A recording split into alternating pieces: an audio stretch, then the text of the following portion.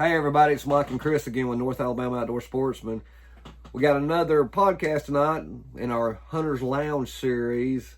We got a great guest, Mr. Brandon Gowan. We're going to talk to him about some success stories and some tactics and everything, and hope you enjoy it.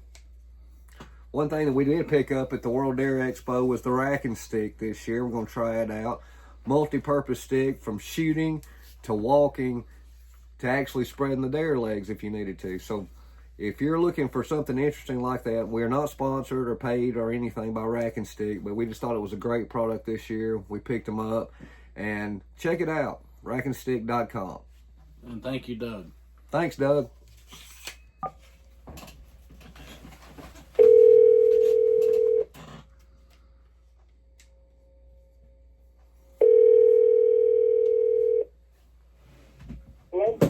Hey Brandon, it's Mike and Chris from North Alabama Outdoor Sportsman. How you doing, sir? Good. How are you? We're living the dream.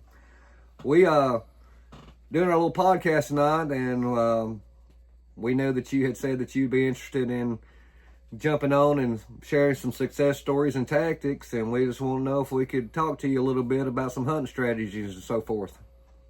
Man, yeah, I'm always ready to talk hunting. There you go. I know you're getting fired up. Are you getting fired up like I am? Man, I'm trying to control myself. Hey, And hold yourself back. Yeah, well, I tell you, it can't get here quick enough, and so we're really looking forward. My deer license and all actually renewed automatically yesterday, and I just got so tickled right then and there I couldn't hardly sleep last night. Mine did the same exact thing. Great. Well, if you don't mind, if you would, just tell us who you are, a little bit about yourself, kind of how you got started hunting. Did you have family members that helped get you started and so forth? And then we got a few questions that we'd like to ask that was submitted by some of our members in our Facebook group. All right. Well, my name's Brandon Gowan. I'm 42 years old. I live in North Alabama. I've pretty much hunted my whole life. My dad, my whole family, everybody hunts. My brothers. Basically, my dad, he pretty much introduced me to hunting. We done small game, rabbit, squirrel, stuff like that. And he was a big deer hunter and turkey. So he kind of showed me the basics as far as hunting, tracks, scrapes, rubs, stuff like that for deer. And basically he turned me loose. He was like, everything you know now to be able to kill like a doe or a buck or something, and you have to figure the rest out on your own. So I've been trying to figure it out for the past 20 years. So maybe I'll get lucky this year and figure it out. Well, I think it's, it's an ever-evolving situation because everything's so different. Deer are so smart, especially mature bucks. So, it's when you're blessed enough to get a nice one, that's an awesome feeling. But, we're going into their house. We're trying to undermine their defenses and all to get one. So it can be hard, but, we wish everybody the best of luck. That's right. Did now how many brothers and all you got? Did y'all hunt private land, public land, both, what have you? So I got two brothers. They're older than me. I was kind of like a mistake, what I said, because my dad was 40 when they had me. So my oldest brother's 60 and my middle brother's like 59. Wow. So there's a big age gap. So they got to hunt a lot different than I did. They had opportunity to hunt with my dad when he was younger, and he really, they hunted private land. They pretty much camped out of an old Chevrolet Blazer and cooked out in the mountains, and they stay gone all weekend. Well, when I come along, he was a lot older, so we would go, and they had like a cabin up on the mountain, and we stay up there and cook out, stuff like that. But pretty much all my cousins, uncles, like if we get together for Thanksgiving, everybody's, showing trail camera pictures of deer they're after or deer they've harvested. I have plenty of family members we can, if you have a question about hunting or something like that, or you got a certain situation and I can call somebody and run it by them and see what they think. Me personally, I just started hunting public land about 5 years ago, and it was because I lost my private land. Right. And it's been a fun experience, to say the least. Which where I live at, there's a good bit of public around me, so it's always been there. I've just never had a need to hunt it till then. Right. Right. And you've had some good success on that, correct? Oh yeah, I've tagged out the past 3 years. I've pretty much tagged out with bucks. But as far as the public land, I killed my first one about 3 years ago. He was a 7-point. And then the next year, I tagged out all 3 bucks on public. And then last year, I killed a pretty good 8-point on public, and then I killed 2 pretty good ones on private. But last year was the first year the private that I used to hunt, I could hunt again. So I've kind of split my time. Last year and this year, I'll split between the public land and the private land. Okay, could you, for the people that watch the podcast and stuff, could you kind of give us a little bit of rundown on your preparation and all as you're getting ready to hunt? We've had, other people tell us, kind of give us a little rundown on how they get, ready to go as far as, scenarios. If you got, any certain equipment that you really prefer. What we really try to do is we try to get different hunters to give information that may help somebody that's new to hunting, very inexperienced. It may help, them with better, equipment, something they need, so forth and all. Because we don't really target the trophy hunters. We target the working class guy, woman that's got to get out there, limited time, and so forth. And we try to give them as much information as we can to maybe help them be more successful. Well, if anything, to me, the most important tool I have is trail cameras. I run a lot of trail cameras. And basically the way I work, I have more days off than I work. So I spend all of hunting season, I'm in the woods, scouting, trying to find sign, locate deer. And honestly, if you want to get good at trophy hunting, you got to get good at killing deer first. Right. You got to be able to find them, be able to put a good shot on them, harvest them. So for me, I like to scout, find, feed trees, stuff like that, and I'll take trail cameras and put on them. Now, there's a lot of people that put cameras out and leave them year-round. I did that in the beginning, places I hunted on public, just to see, how the deer used it. And the particular places that I hunt, I found like in the summertime, the deer don't really use it.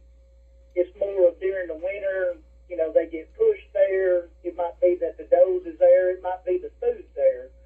But it's something like that that pulls them through there. So usually, maybe 2 weeks before season, since I've hunted these places a couple of years, I have all the feed trees that I found marked on Onyx.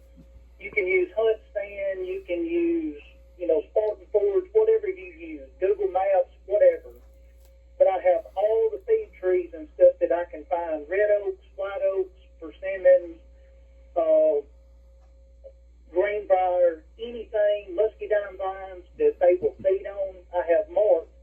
And I'll start going to every one of my areas and just walking through, looking, seeing what the mass crop's like, if they're feeding here, if there any drop-ins. And I'll put up cameras and stuff and kind of monitor that. And basically, I'm just looking to see when they're coming in there, is it during the day or is it at night, stuff like that. That way, when I do go hunting, I can more effectively use my time. Like, hey, I know in this area, they're in there in the morning, or they're in the middle of the day, or the evening. And that's kind of what I use more than anything, as far as like hunting, is trail cameras. Have So you? you don't have to go out and spend a lot of money. You can use, the cheapest trail camera you can get. You just need pictures, telling you, are they doing it a day or not. Have you seen any consistency? So go ahead.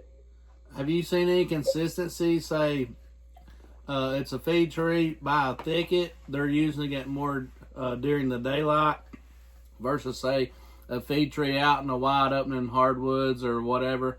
They're using it at night, or what have you seen on that? Right. Basically what you said. If you start finding feed trees close to thickets, especially if you're trying to hunt a buck, that's where you're going to get pictures of those bucks, early in the morning or late in the evening. A lot of those feed trees out, in the big open woods, a lot of that will be at night. I, try to use the terrain and stuff a lot. I find different places, like once again, like with Onyx, that lidar feature, it kind of takes like a x-ray of the land, and you can see how it's cut up and stuff, because I hunt in the mountains. I hunt some in the bottoms, and if you hunt in the bottoms, you got to hunt those edges, those transition lines. In the mountains, it's more like ditches, bowls, bluffs, stuff like that funnels them through. And those rough edges, a lot of times, if you're hunting a buck, that's where you're going to find them. As far as the does or just the deer, you might can find them anywhere. It'll depend more on the pressure than anything. Because, like, if it's an area where the deer don't get pressured, and it's kind of an open, wood setting, if you put a camera on it, you might have some come out during the day because they don't have nothing bothering them. But if it's a public place that gets hunted a lot, it's going to be those places closer to the thick stuff where they have that security cover before they'll come out and feed. But, for me, I use climbers. I got some walk-on stuff like that. Me personally, I have a bunch of climbing stands hid all over public because I want to try and walk in as light and easy as I can. So I'll strip my climbers down before season. I'll carry them and hide them different places. That way, if I'm going to go hunt a certain spot, I'll just carry a backpack and my bow or gun or whatever I need, and then just slip up in there and get my tree stand and move it accordingly wherever I want it. Or, hunting off the ground. I use a turkey chair. It just depends on the area. If it's a real thick spot and I can't climb up in a tree to see, I'll sit on the ground in a turkey lounger, buy some rocks or in a treetop, whatever it takes. But for somebody new, if they'll learn, the tracks, buck tracks, doe tracks, what a scrape is, a rub, with the day of information, like with Google, you can Google every bit of this stuff, and they'll show you pictures, the difference between a doe and a buck track, a scrape, a rug. Because I've had friends a long time ago be like, man, I found this big old rug, and I'd be like, well, show me. And they go over and show me, it'd be a tree dying or something, So, I mean, Exactly. with the technology that we have out there, you can, get a leg up pretty quick if you just do a little research. Same thing with trees, identifying trees like red oaks, white oaks. There's an app that I use. It's called Picture This. It's like $5 a year. And you just be walking through the woods, you find some acorns or something, you're not sure what it is, take a picture of it, and it'll tell you exactly white oak, red oak, tell you what it is, and everything. That's some good information right there. Have you seen a pretty good abundance of acorns this year? Oh man, it's going to be a bumper crop this year. And usually when it's like that, so like let's just take a public area. I got one that I scouted my first couple of years, and basically I would use like Onyx. Everything I found in that area, I put on there. Feed trees, scrapes, rubs, trails. I mean, it looked like a 5-year-old colored this map up of this area. And that's what I would do every year I go through there and I mark everything that I can find, and I might color code it yellow this year. Well, after season, I'll screenshot that, and then I'll delete like all the scrapes, rubs, all that stuff. The next year, I do the same thing, and I color code it.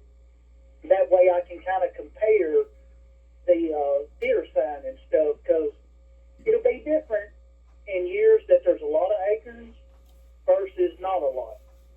The years that there's a lot of acorns, you really have to do the groundwork, because you'll find signs, but it might be everywhere.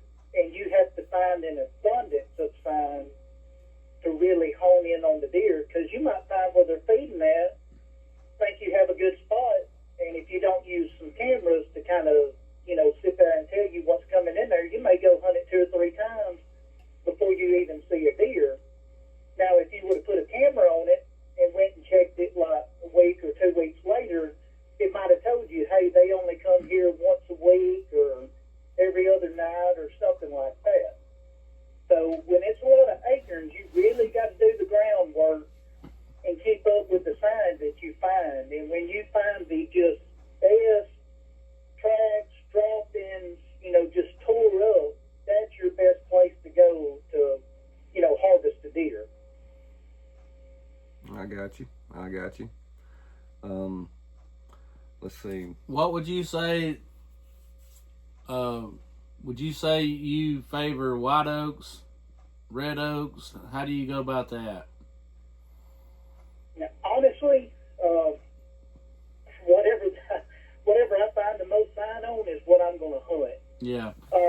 The particular public that I have access to, they are just loaded with white oaks. Chinky pin white oaks, regular just big old white oaks. There's some reds, and it just depends what they're feeding on, because from what I've seen, if you have a lot of red oaks, they drop every other year. So if it's a good year of the red oaks, they'll actually feed on them reds and leave them whites alone.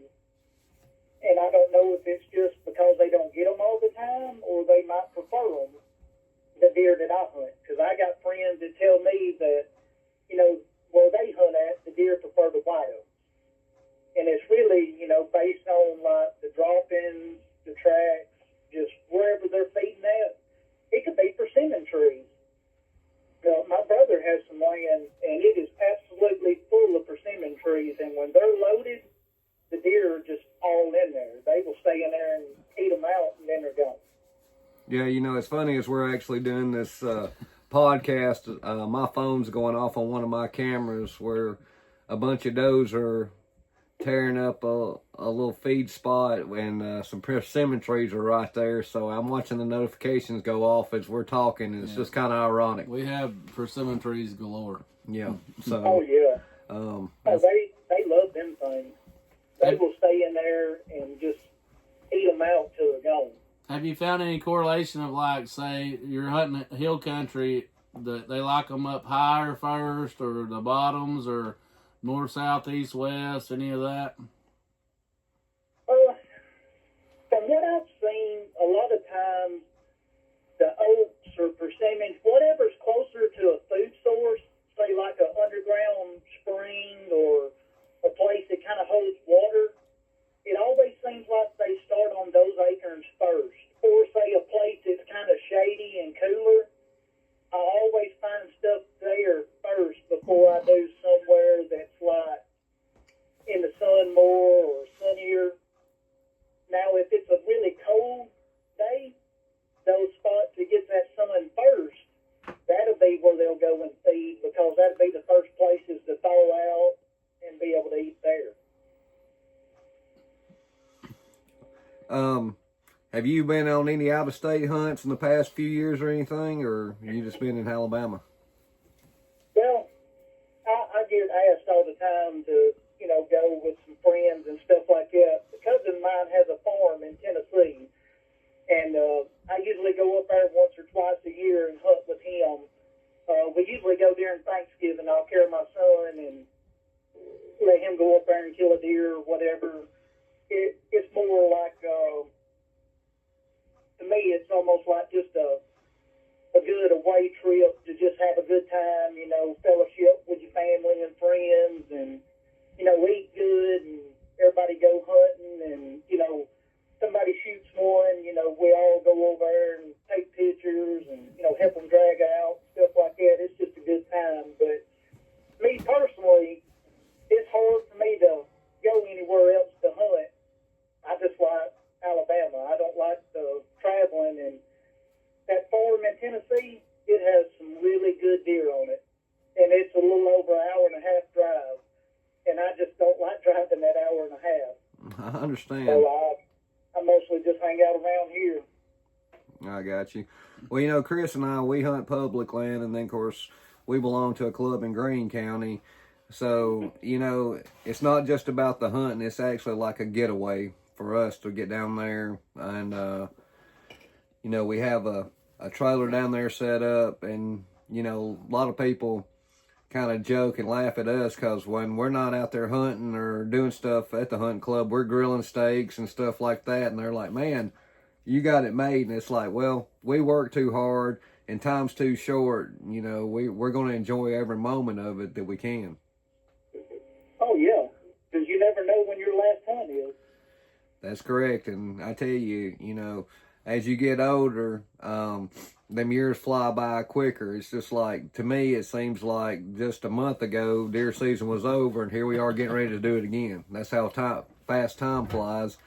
And so, you know, of course, now we got, you know, with one of our buddies at the hunting club, we got a little gentleman's bet about opening archery, who's going to get the first one. So we got to get on it. We got to make sure it's happening, or we're going to be dragging and gutting. And so we're gonna surprise him. We're gonna put him out to work, and we're gonna sit back and watch. There you go.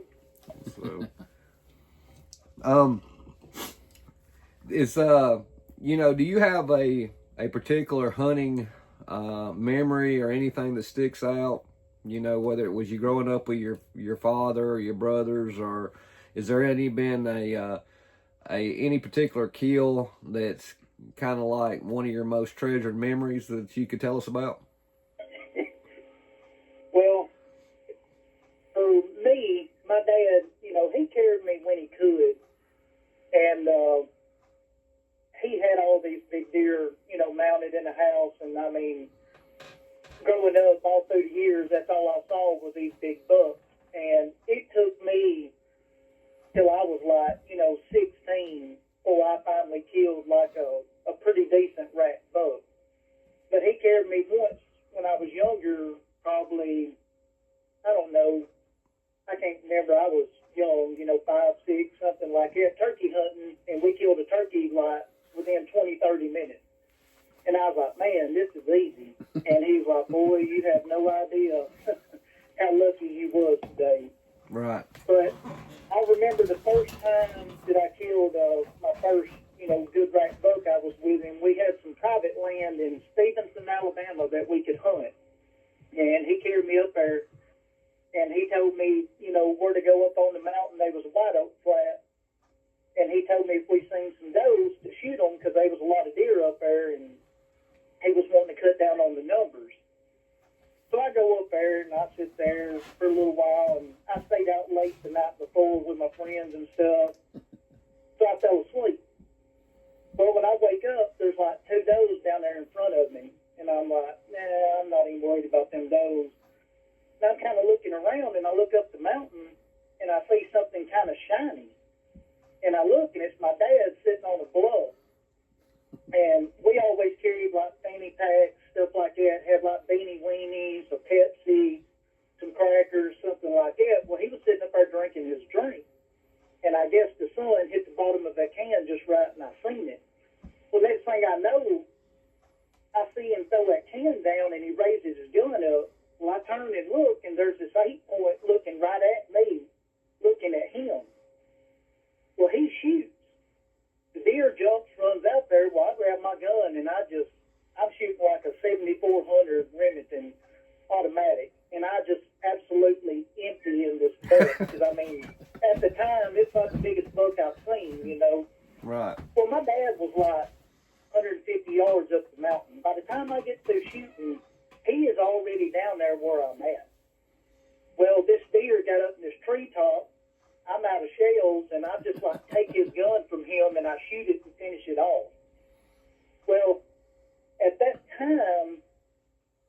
told me, he's like, well, I'm proud of you. You know, you got your first, pretty good buck.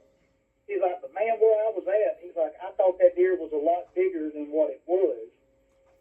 Come to find out, his vision was getting bad.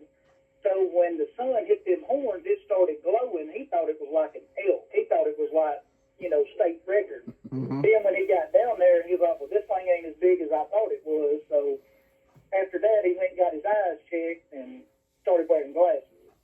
But I just remember that because that was pretty much the last deer that I had ever killed with him.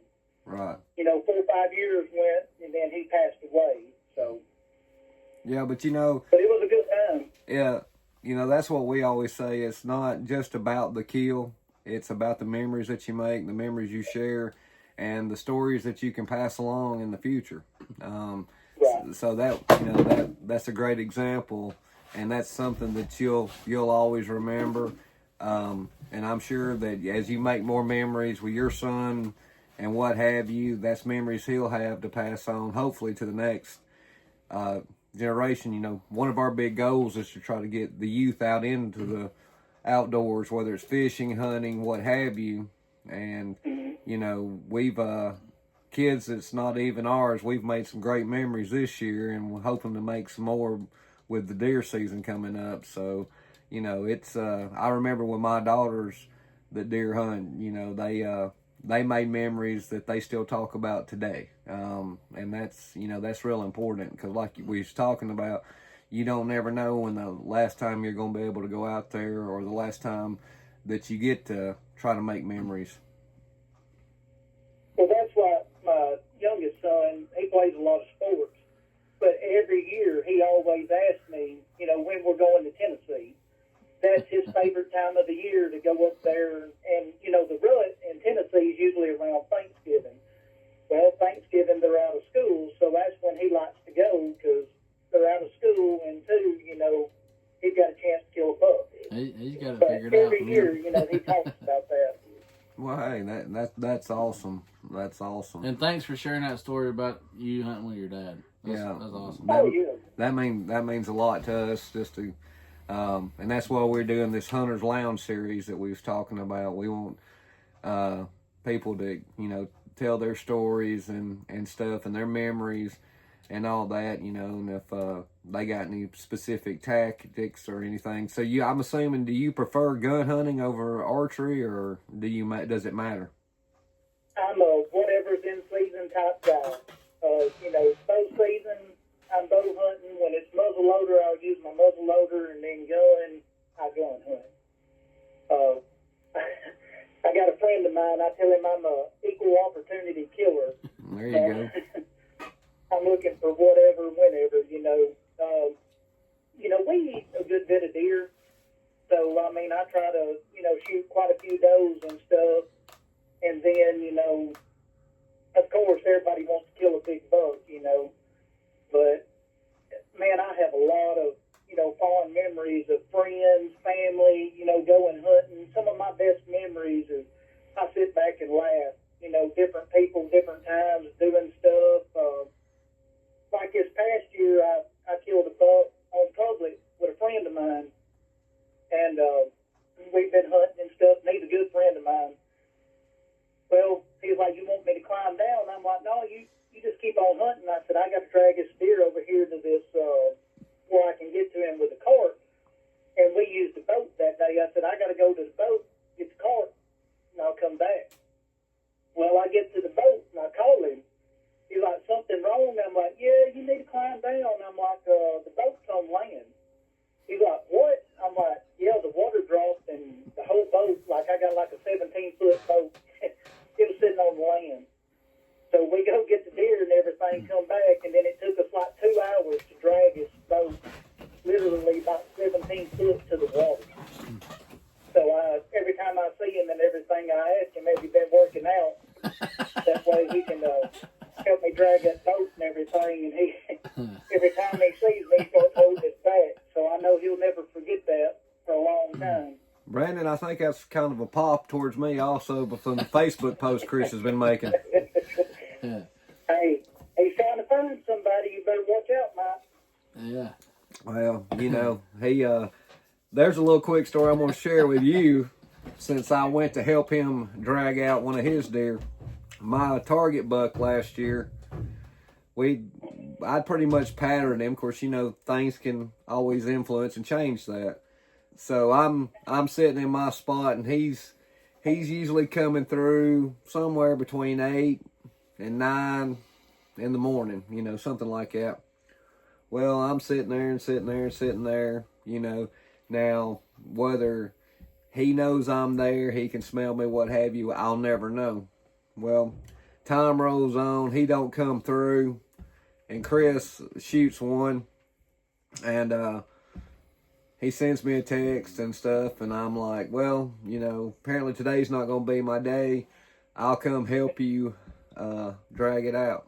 So I leave my spot, and to avoid, getting where I might be picked up on or anything, I have to kind of like loop around to get back to the truck, and then I'm going to walk down to where he's at, because it's been raining and all, and so it's real muddy and what have you. And I'm deep in there. And he's deep. We hunt deep. A lot of people don't believe us on that, but we go in, we're there. I mean, we got the little Debbie cakes and the whole shebang. We're gonna be there with you for a while. But anyway, so finally get down there to him, and this, I'm gonna say, by the time I walked and everything got down there, I'm gonna say 30 minutes, 45 minutes, something like that. Well, I get down there, and I will kid you not, my phone goes off, and that buck's standing right in front of my camera. Now, of course, if I'd been there, he might have smelled me, he might have seen me, and he'd never come through. But I just about could have wrung Chris's neck that day. I mean, I was just sideways. So yeah, I got a great story about going and helping somebody drag one out. Yeah. So this year, if I'm fortunate, not to count the other one, if the coyotes. Yeah, we ain't gonna talk about that. If I get a kill this year, though, if I have to hog tie him and drag him with the truck, Chris is pulling out my deer this year. Good luck with that. Yeah. Yeah. It's funny how people, don't answer their phones and stuff if they know. I didn't have no signal. Yeah, I'm gonna have to try that. Anything. So, go ahead. Well, that was one of the things. Like, I try to stay in good a shape as I can, because, with the way I work, I hunt a lot by myself. And man, there has been a bunch of times that, I've drug and drug, got the cart and pulled and been like, man, I'd have gave anything if I had somebody with me to help, So I know exactly what you mean about, having somebody to help. Well, you feel free to ever send us them GPSs of where them bucks are at, and then that way, if, you need any help, we'll know exactly where you're at on that public land. Well, I can get you to the boat ramp, but then I got to blindfold you and everything, to get you back there to it. I got you. I we can got you. work something out. Yeah, I got you. Chris, what else you got for him? Rubs and scrapes. Everybody's saying there's going to be a bunch of them laid down this year. We found them last year, being a drought year and whatnot, but how do you go about those? Well, for me, I don't really care so much about the size of the rub, like the tree. It's more for me, kind of like the height. If it's way up on a tree, from my experience, it's usually been a pretty good deer. Or if the tree's broke off, if it's like the size of your thumb and it's snapped off, it's a pretty good buck that done that. As far as the scrapes, I put cameras on them. I mean, basically, if I find an area and it's got a lot of sign like that, I'm going to take however many cameras that I need to put on all this sign that I find in this area. And I'm looking for some kind of pattern, because there's a reason them rubs and scrapes there. It's either food or women, there's something. So I'm trying to find some kind of pattern to help me. I don't directly sit over scrapes or rub lines. I try to find, if a deer's using them, early morning or something like that, I'm trying to find how they're using that area, like how they're getting to it or, coming to it and try and cut them off. But they'll give you a lot of information. They'll definitely let you know, what's coming through the area, when. It's good to find. Usually when it's a real heavy acre year, you're going to have to find the place that has the most rubs and scrapes to really, be effective, because there's going to be sign everywhere, but that big concentration of that is where you need to be. And that's why I like to use like a Onyx or Spartan Forge or whatever and mark all that. Because if you got, just say, let's take y'all's property for instance.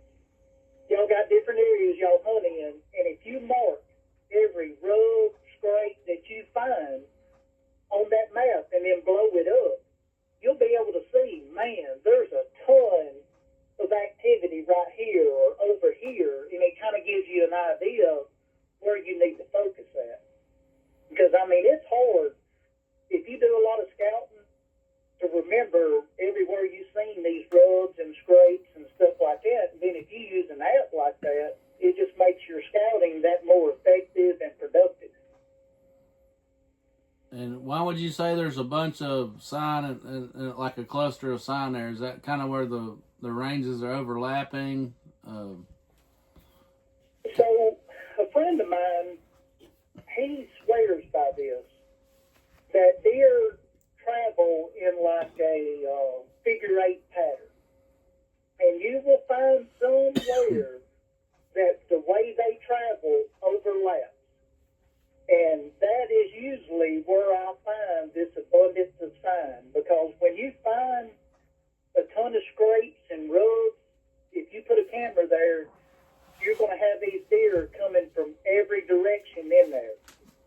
Whereas other places that I've found, like, say, just a handful of rubs or, one or two scrapes, the deer always travel in, like, this certain direction. So, by what he says, with them traveling in this figure eight, when you find that concentration, you have found that one area where these deer, the way they travel, overlaps. And it is usually a killer spot that is pinched down somewhere. It might be a thicket, a bluff, a concentration of oaks, persimmons. There's a reason that it all comes there. From what I've seen, mostly in the mountains, it's terrain pinches them down. But it could be the food. Every area is different, Brandon, let me ask you one question. Do you ever hunt using or taking in consideration moon phase or anything like that? Well, most time when it's a bright moon, like at night, I look outside and I don't need lights or anything like that. I sleep in and hunt like midday, like 10 to 2. But far as like keeping up with overhead and underfoot, for the most part, I don't. Basically, I just, I have areas, I use my camera data, and, me personally, I'm after a big buck. But don't get me wrong, I'm hunting those and stuff, meat too. But I keep up with all these annual patterns, like dates. And I kind of look at my calendar and stuff that I use to where, like, okay, I'm going to hunt this week. Where do I need to go? Well, let's check the annual data and see. Because if you run cameras enough, like during hunting season, you will find areas that bucks will, tend to use more than others. And there'll be certain dates that they like to come through there. And it could be, the does, or it could be hunting pressure that pushes them through there. So I like the annual data because the trail cameras give you so much information that, depending how you break it down and use it, you could say if you're hunting a particular deer and you get pictures of him every now and then. Well, if you'll keep up with like what the temperature, the wind and stuff was, he might only come in that area like on a west wind or something. And you might have been thinking, hey, I only need to hunt this area on an east wind, but he never comes in there. So can do to, kind of up your success rate. I understand. Another question, I guess, and I asked these to other people: are you a Little Debbie oatmeal cream pie guy or a Christmas tree cake guy? Christmas tree all the way. That's awesome. I can send you a picture. When I was in Tennessee, it was me, my cousin, and my youngest boy, and I heard a shot. And I was like, "Did you shoot one?" He's like, "Yeah." I was like, "What is it?" He's like, "I think it's a 4-point." I was like, "You shot a 4-point?" He's like, "What? All I seen was 4 on one side." I was like, "Son, you just shot an 8-point." I was like, "How about you climb down out of that shooting house and go see?" So sure enough, he sends me a picture a little while later of an 8-point. The next picture he sends me is 3 wrappers where he ate some Christmas tree cake. And he's like, "This is how you kill them big bucks, Dad. You got to eat these Christmas tree cakes." So sure enough, about an hour later, my cousin, they sending me pictures, and they sitting there with a whole box of Little Debbie Christmas tree cakes, and I'm like, my God, here they go. See, once again, another memory. That's awesome. Yeah. Is there anything that you want to talk about that I think you've been interviewed once or twice before elsewhere that you feel like people should know or should use to get prepared for the upcoming season, or anything off the top of your head? Well, I can remember when I was young, everybody sees like all these guys on TV and YouTube killing these monster bucks. And I remember asking my dad one time, I was like, "Why don't we kill deer like that?" And he kind of laughed. And, at the time I was young, I didn't understand. I do now. But he's like, "I would love for them guys to come hunt where we hunt and see if they kill deer like that." Because like he told me, he's like, "Son, where we hunt at, there's not deer like that." So, there's a lot of people out there that, they want to kill a big old deer. Well, the property that you have to hunt may not have a big deer on it. So don't, judge your success by, say you kill a nice 8-point or 6-point. Well, if that was the biggest deer on the property, be proud of him. You put the time in, you scouted, you found where he was at, you went and hunted, you got him. Be proud of that, because, you have to build on that. If you want to kill, bigger, better deer, you have to go where there's bigger, better deer are. But, that's the thing to me that I feel like a lot of people, it kind of deters them or whatever. Like if they hunt for a while and they don't see a 150 or something, they think they're a bad hunter.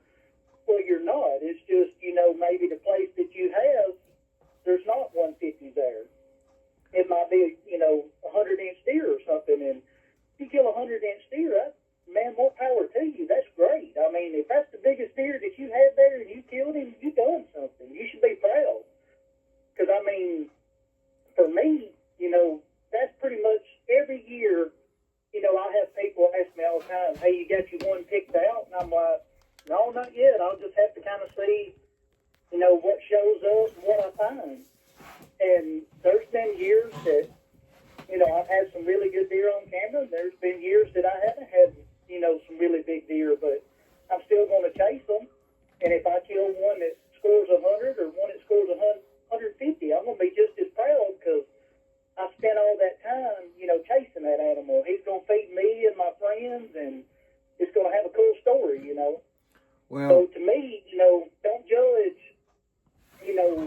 other people's bucks against yours. That ain't what it's about. It's about figuring them out, spending time in the woods, learning, how to hunt these animals and enjoying nature, Well, that was one of the reasons we started our Facebook group, was that we'd allow no ridicule. And if it's legal, by all means, we might, people may not agree with it, but if it's legal, it's allowed, and we don't let no ridicule on our page. And our page is fixing to roll over 9,000 members. And so we are very excited about that. and everything, and we wanted to make a platform where people felt comfortable sharing their successes and their stories and everything, because, you know, a lot of people don't. We know some people that are great hunters, but they just won't talk about it or anything like that because they got so tired of being ridiculed, you know. Right. Just like my oldest daughter's, her first doe she killed, you know, and I've told this story many, many times. You know, first thing that you see on the Facebook pages is, oh my God, that's a small one. Why you should have killed, you know, waited a year and all that. Well, to her that day, that was the biggest deer in the world. That's right. And you know, hunters can be cruel. I mean, we joke and everything, but we just, you know, we started our Facebook group to give people a platform to talk about and show their kills and all, and not have to worry or deal with that. So that's always been one of our big things. Just like, you know, we don't get sponsored by nobody. Nobody's going to tell us how to run the page. We partner with people, but we don't get sponsored by nobody and everything. So, and I think that's led to a lot of success. We've had a bunch of people send in questions and comments and things they'd like to see and so forth. And one of the biggest ones that we constantly got was, we like to hear from the average person. We've seen the big time hunters. We've seen the podcast. We've seen the interviews, what have you. But we want to hear, basically, I guess you could say, from the average Joe. We want to hear from that. So that's the platform we're going, because we're them guys. You know, we're not fancy. We're not sitting with a bunch of, you know, equipment and all that and high dollar editing and all that stuff. We're just down there doing our thing. And that's why we did the Hunter's Lounge series. And we get a lot of feedback that people want. And like I said, we're continuously growing. So I think we're going in the right direction. Right. Yeah. Well, you know, it's all about getting people, you know, involved in the sport. Well, if people have to constantly worry about, you know, well, what are they going to say if I post this picture? Well, they're not going to want to go hunting or post pictures or talk about it, you know. And that's a good thing about what y'all are doing. You know, anybody can post whatever, because everybody had to start somewhere. And there's got to be, I don't know anybody out there that hasn't killed, you know, a small doe or a small buck or a spike, because, I mean, I have. I mean, my kids have, you know, I mean, you got to start somewhere. So if you want more people in the sport, y'all should be, you know, promoting people. Hey, if this makes you happy, hey, that's good. You know, keep it up. You know, encourage them. And then, you know, it just grows from there. It's funny you say that, because I killed a spike this year, and then there's one podcast I seen, somebody sent it to me, and they said, it takes luck to kill a big buck. It takes balls to post a small one. And I guess that's true on some of them forums. You get ridiculed or whatever, but hey, there ain't no shame in my game. That's right. It ain't good. It was tender. So, well, hey, Brandon, we appreciate you coming on and doing this podcast, sharing your stories and your knowledge with us. We would definitely, after hunting season, like to get you back on and, you know, see about any successes that you have this hunting season, or any stories you'd like to share. Man, yeah, I appreciate it. Like I said, if there's anything I can do to help y'all or anybody else, just reach out to me. I'm willing to help anybody, you know. We all had to start somewhere at some point, so all we can do to help people, you know, that's what we need to do. Yeah, and you know, and we appreciate that. Like I said, that's the forum or the group or the community that we're trying to build. You know, let's all help each other in any way we can. You know, whether it's, you know, showing, teaching, taking the youth out, and just what have you. You know, let's don't be the ones that's just all about me and look at me. Let's try to help and pass our knowledge and all on to the next generation. So like I said, we appreciate it, and we will talk to you soon. All right, man. Y'all have a good one. Well, thank you. You too. Bye-bye. Bye.